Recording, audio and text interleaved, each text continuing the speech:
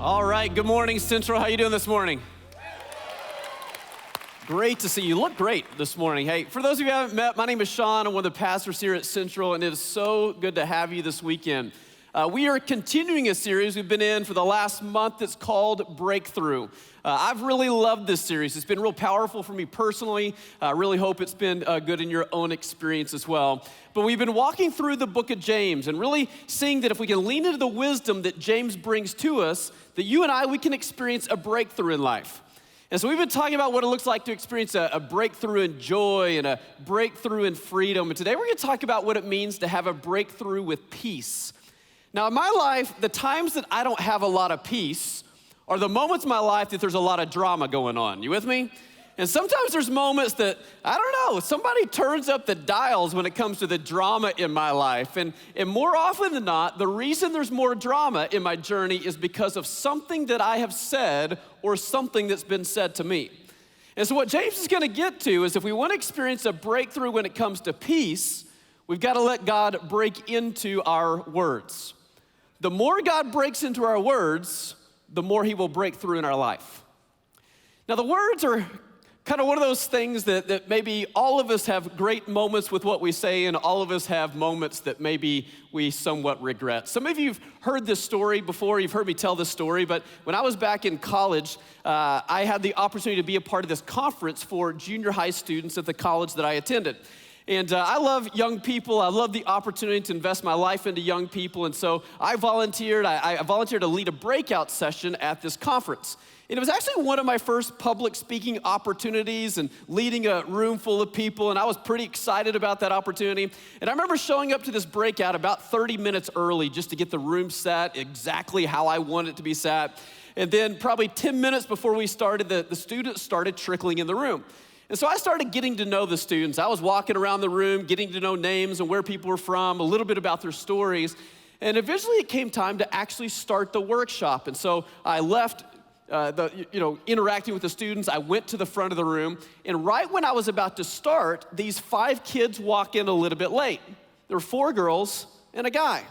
And I thought I'd have a little fun with them because they're showing up a little late to the workshop. But I let the 4 girls pass, but I stopped the guy and I said, "Hey, bro, what's your secret? Hanging out with 4 gorgeous women?" This kid just looked at me like I was a total moron.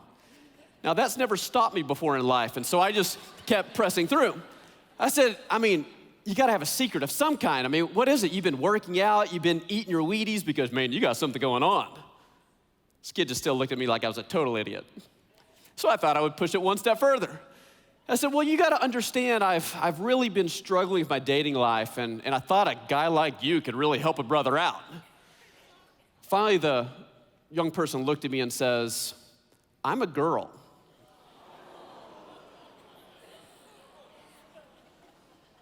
The more you think about it, the worse it gets, just so you know. It's the gift that keeps on giving. Brutal moment. Do you remember the old Southwest Airlines commercials that the tagline was, "Want to get away"? Like, I've never wanted to get away more than I did in that moment. It was an awful moment. That my words in that moment, though unintentional, were deeply wounding to someone. It was a terrible moment. Now, I'd love to tell you that every time that I've ever done something silly as far as when it comes to my words, it was by accident. The truth is, sometimes my words can really be far from really what God desires. I read a stat not that long ago that suggested that you and I have about, on average, 30 conversations a day. And of those conversations, if you kind of play that out over the course of a lifetime, roughly about 20% of your life is spent talking. If you were actually to take the conversations that you and I have and that you would write them all down, I'm holding in my hand an 800-page book. The words that we speak on an annual basis would fill 66 800-page books every single year. You and I, we say a lot of words. So the question is, if somebody were to read the words of every conversation you ever spoke, what would it say? Now, for me, at least a part of what I do is I get to talk for a living, right? It's a part of my job. We actually call this moment in my household, we call this talking to the people. I tell my sons, hey, I gotta go to church, I gotta go talk to the people. So some of the words are even the words that I get to do in this moment. So I hope that if you were to read the book of my life, that maybe you would see in some of my words, man, that was pretty encouraging, or man, that was even borderline inspirational. I mean, those are some good words. But there are other words that I wouldn't be as excited for you to read as far as the things that I've spoken. You could turn to the conversation I had with the mechanic after I returned my car to them for the third time for the same problem. Not overly excited about you reading that conversation that I had. Or maybe you could turn to another page and you can see that there was somebody in my life that offended me, and I talked a lot about that person to others. You'll notice there's not a conversation with the person that offended me. No, I talked about them to other people, turning other people's hearts negative to them. The truth is, in my own life, there's some words I would be very proud of you. I'd be very proud for you to read. There are lots of words in my life that I would be very ashamed if you read those words of my own life. And my guess is you're probably not that much different than me, right? That all of us, we have words that we speak that are life-giving words, and we also have words that we speak that can actually generate harm in the lives of people that we care a lot about. Proverbs says it this way. It says that the power of life and death is in the tongue. It's a pretty extreme statement, isn't it? That the power of life and death is in the tongue. With our tongue, with our words, we can breathe life into people. But with our very words, we can shred lives as well. And James kind of piggybacks on these words from the book of Proverbs. James talks more about our word than any other New Testament writer. But he'll say if we can really get a hold of our words, you and I can experience a breakthrough in our life. If you allow God to break into your words, you will allow God to break through in your life.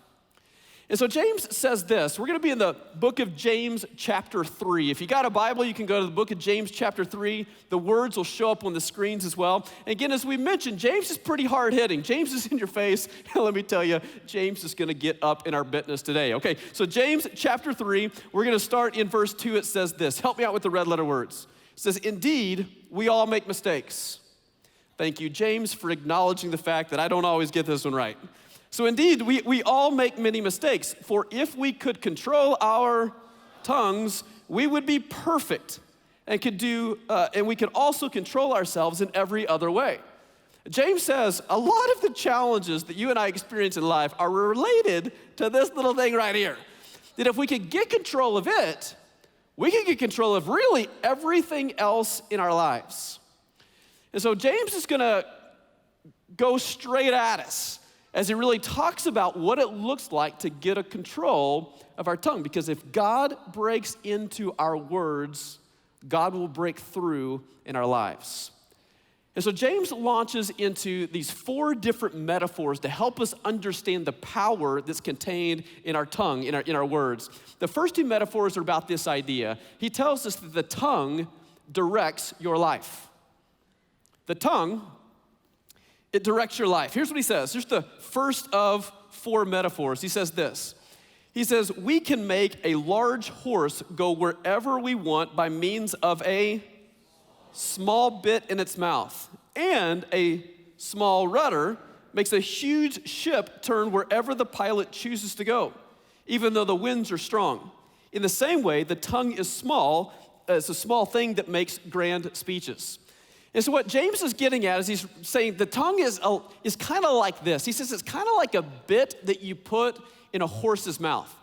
I mean, if you think about a horse, I mean, they're majestic creatures. Think about like the big Clydesdale horses, 2,000 to 3,000 pounds. These huge, majestic creatures, if you put a bit on their tongue, you have the ability to control the direction that they go. It kind of reminds me of a couple of years ago, I took my wife on a horseback riding trip when we were on vacation. Now, I'm not much of somebody who rides on the back of horses. I grew up in Texas, but I'd actually never ridden a horse. I know that doesn't make sense to most people, but it's true. And so I'm not much of a horseback riding type of person, but my wife loves it. She's done it a little bit. And so I thought this was kind of just a way for me to love on my wife by letting her do something she loves to do. And so we got to this little horse farm, and they selected these horses for each one of us, and my wife was a legend on the back of this horse. So here's a picture of my wife kind of galloping through. It was kind of a cool little moment. Now, I was on the horse for probably about 2 to 3 minutes before the owner of the horse no longer trusted me with my own horse. And so I had to hand the reins of my horse over to the little person. And so here's a picture of me. I was on a leash really the entire time. I mean, I felt like a dog on a leash. I felt like a toddler in the mall. You with me? I didn't even get to control my own reins, right? Because they didn't trust me. But any good rider on the back of a horse, those reins are connected to this bit, and it's that simple little piece of metal that sits on the tongue of a horse that you can control and direct the entire horse in the movement in which it goes. And James says, your tongue is a lot like that. Similarly, he says it's like the rudder on a ship. Now think about like the largest ship out there. From my understanding, it's a ship called the Symphony of the Seas. It's in the line of the Royal Caribbean cruise ships. This ship is massive, 18 decks, 1,100 feet long, 4 acres of entertainment space. I mean, this ship is massive, and yet its direction is controlled by a relatively small rudder at the back of the ship. These small little pieces can have such great impact on the direction that you go. James says your tongue's a lot like that. That if you don't like the direction your life is headed, change the way you talk. Now, we understand that principle because we think about the trajectory of people's lives based on what we hear them say. So think about it this way. I mean, think about the person who is always positive, is always encouraging, is always life-giving, is always respectful in the words that they speak, is always loyal in the words they speak to others. That person's direction in life is very different than the person who is always critical, always tearing somebody down, always negative, always gossiping about somebody else, always disrespectful in the words that they have. You take those two people's lives, the direction of their lives couldn't be more different. And so James says if you want to change the direction your life is going, you've got to change the declaration of your lips.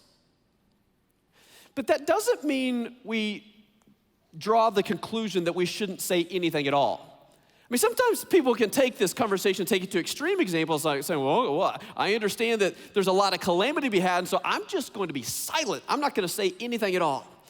It reminds me of a story of a guy who went to be a part of a monastery. It was a Trappist monastery, and as a part of entering into this monastery, he had to take a vow of silence for 3 years, where he couldn't say a single word. At the end of each year, he was allowed out, and he was allowed to say 2 words before going back into the monastery. And so after the first year was complete, he came out, and the 2 words that he came out to say, he said, bed hard, and went back into the monastery. After the second year of silence, he came out again, and he said, food cold, and went back into the monastery. And you could kind of tell after year 3, the whole experience was kind of wearing on him. So after year 3, he finally came out and said, I quit. It was the head priest of the monastery that says, doesn't surprise me at all. All you've done is complain since the day that you got here. The point is not getting to the place that we have to be silent. The point is recognizing that our words have incredible power, and that power has to be harnessed for an even greater purpose. When we recognize the power, we recognize that our words have the ability to direct our life. If you want your life to have a different direction, you have to change the declaration of your lips. Our words, in many ways, will dictate the direction and the course of our journey. But James says it doesn't stop there. Not only does our tongue direct our life, our tongue has the ability to pierce the life of others. The tongue can pierce others. James continues with a couple of other metaphors. Here's what he says. He says, but a tiny spark can set the great forest on fire. And among all the parts of the body, the tongue is a flame of fire. It is a whole world of wickedness, corrupting your entire body. It can set your whole life on fire, for it is set on fire by hell itself. Have a nice day, right? I mean, James is like, listen, I mean, if you're not careful, I mean, your words, your tongue can cause mass destruction. He says it's kind of like a fire. I mean, imagine you're in a forest with mature trees everywhere. In a very small amount of time, it all goes up into smoke.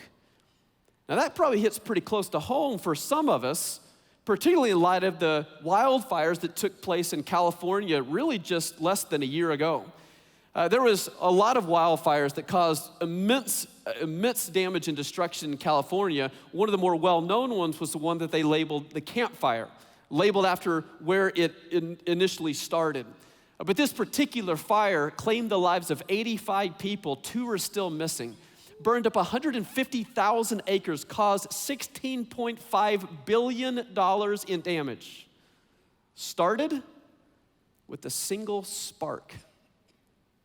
Fire can be a good thing, beautiful thing, a lot of great purposes, but left untamed can cause an unimaginable amount of destruction.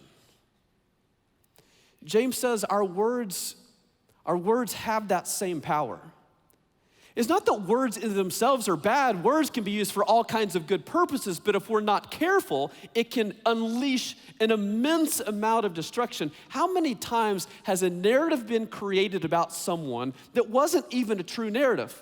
But instead of putting out the fire, others fueled the fire and it burned and caused an immense amount of devastation in somebody's life. Some of you understand that because you've been the victim of being burned by somebody else's words, right?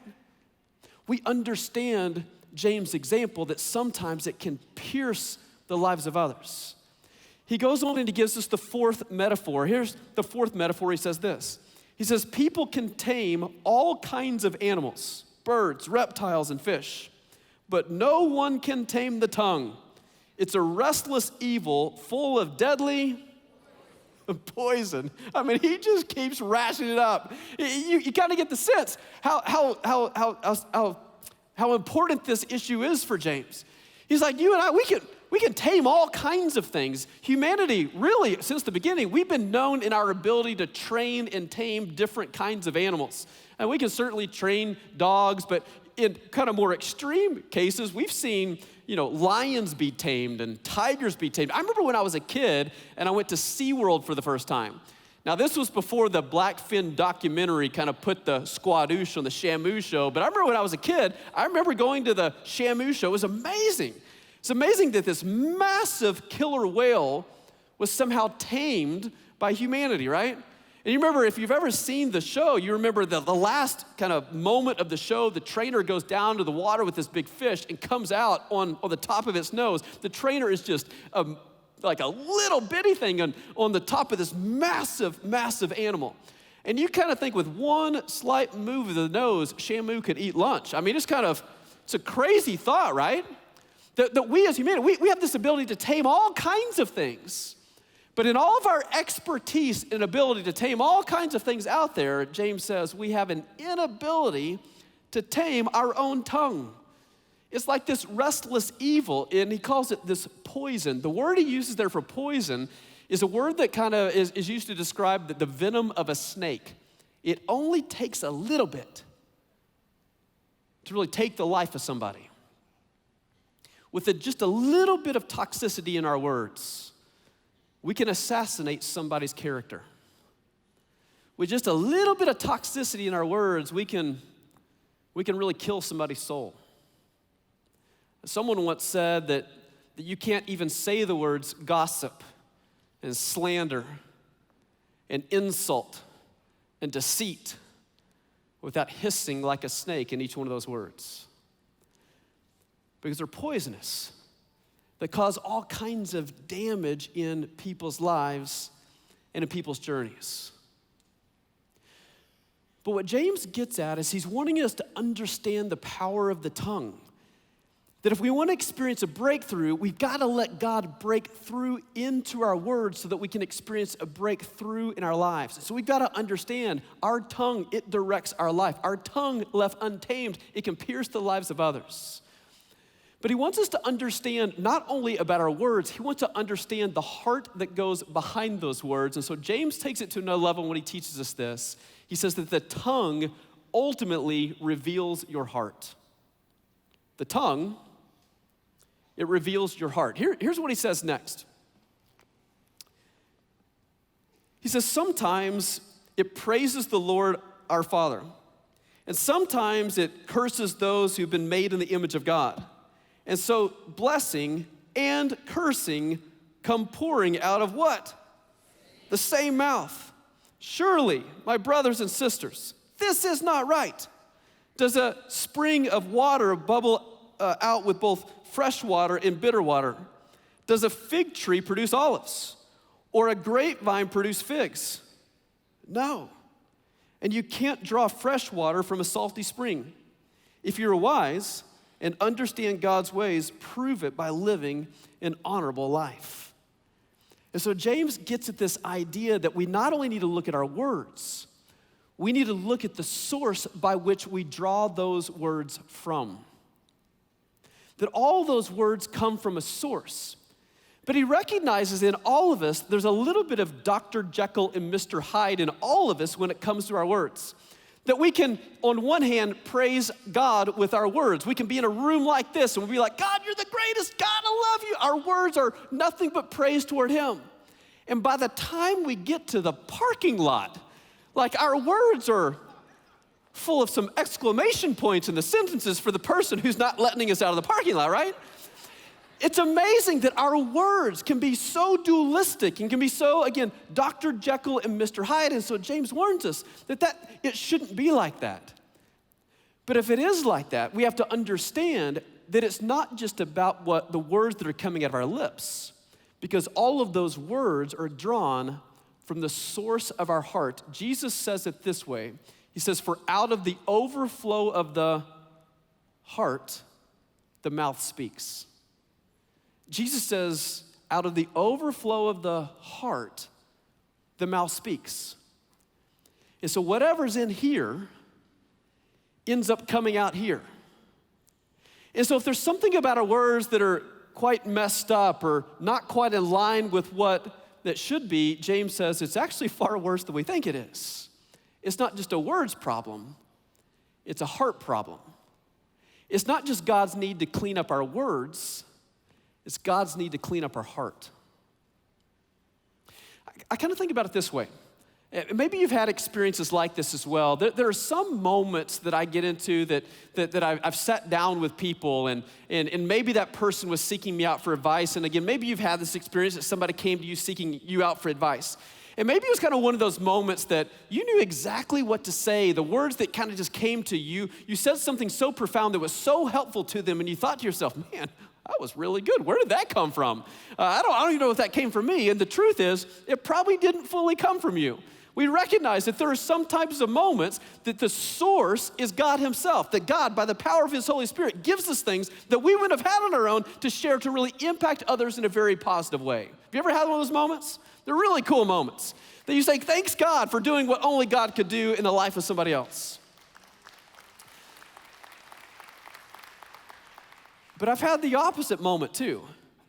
I've had the opposite moment that I've done something or said something that the source was not God himself, nor was empowered by the power of his Spirit. And instead, I allowed the enemy to take my words and do destructive things in my life and through my life. The question becomes, what will ultimately be the source of the words that I speak? It reminds me of this. I went to the dentist not too long ago. And you know when you go to the dentist, you get a free toothbrush, which is awesome. That's why I go to the dentist. And I got this free toothbrush, which is great. Now, imagine you've got this unopened new toothbrush in your home, and you've got a house guest that's coming over, and they're going to stay with you for 4 to 5 days, friend, family member, whoever it might be. And when that person arrives, they let you know that they accidentally forgot their toothbrush. They left it at home. You think to yourself, no worries. I've got a brand new one. Never been opened in the package. You can just use this one. And so they do, and they thank you for your kindness. They use this toothbrush for 4 to 5 days. After they're done with it, they give it back to you, and they say, okay, now you can use it now. How many of you are gonna use this toothbrush after it's been used by somebody for 4 to 5 days? Chance, if that's true, there's a lot wrong with that, right? I know when we're in kindergarten, we're told to share. There are some things in life you don't share. Stick deodorant, you don't share. Your golf clubs, you don't share. That's at least my opinion. And your toothbrush, you never share your toothbrush. The truth is, some of us let the enemy borrow our toothbrush far too often. We need to quit letting the enemy borrow our toothbrush. That the source of our words should come from the only source that breathes life in and through us. When the words that we speak are misaligned with the heart of God, it's not just an issue of our words, it's an issue of our heart. Someone wrote this, I found it to be really powerful. They said this. They said, a person with a harsh tongue has an angry heart. A person with a negative tongue has a fearful heart. A person with an overactive tongue has an unsettled heart. A person with a boasting tongue has an insecure heart. A person with a filthy tongue has an impure heart. A person that's critical all the time has a bitter heart. On the other hand, a person who is always encouraging has a happy heart. A person who speaks gently has a loving heart. A person who speaks truthfully has an honest heart, because out of the overflow of your heart, your mouth speaks. And so James says, the more you allow God to break into your words, the more you will experience a breakthrough in your life. As we learn to speak words of life. We learn to speak words of life.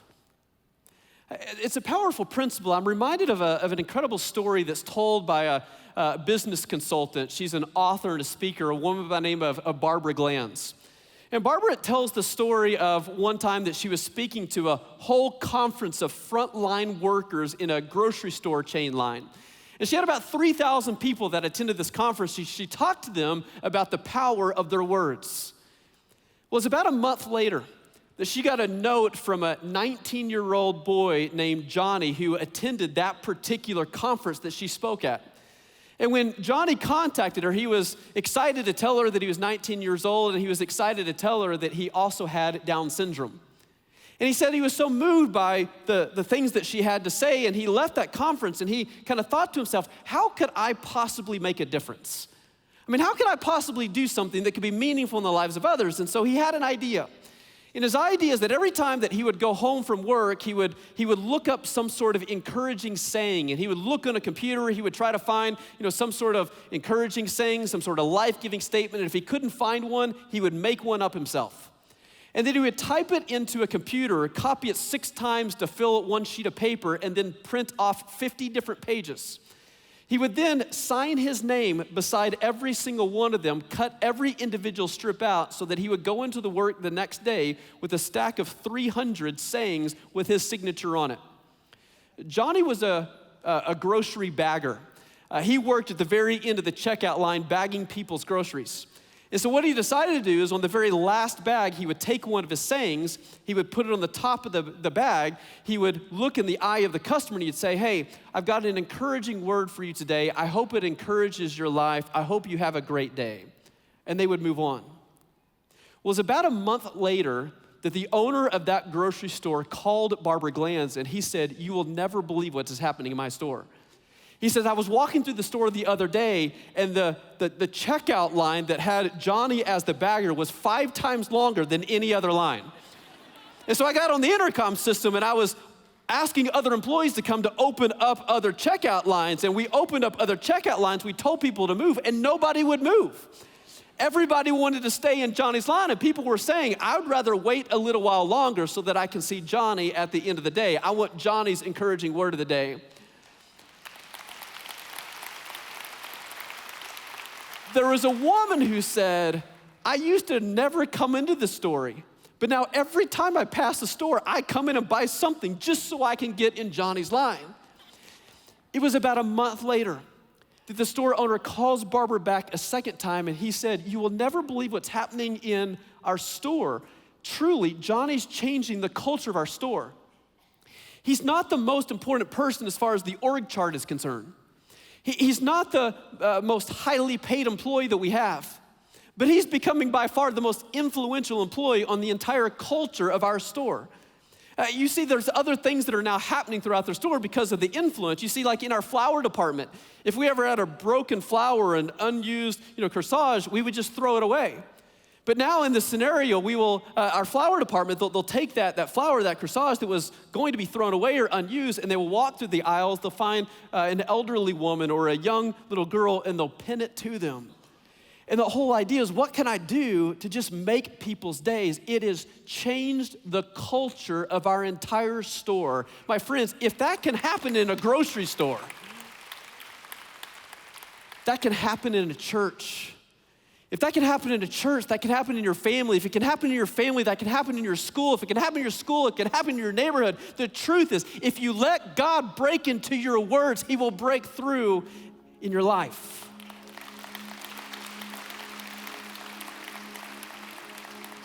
Our words have such incredible power.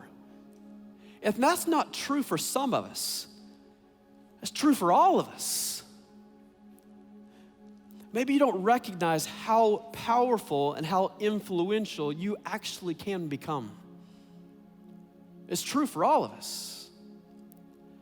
But our tongue, it will direct our life. Our tongue, if we're not careful, it can pierce others. But the positive sign of that, it can also breathe life into others. Every single year, through our conversations, the words that we speak will contain 66 800-page books. This year, if somebody were to read the words that you say from this point forward, what are they going to read? My hope is that they read more words of encouragement. They read more words of inspiration. There's more words of compassion. There's more words of love. There's more words of respect. There's just more words of loyalty. There's more words of life. The tongue, it holds the power of life and death. Will you allow God to use your tongue to breathe life into the lives of those around you? Let me say a prayer for us. Father, I come before you, and Father, I'm the first to admit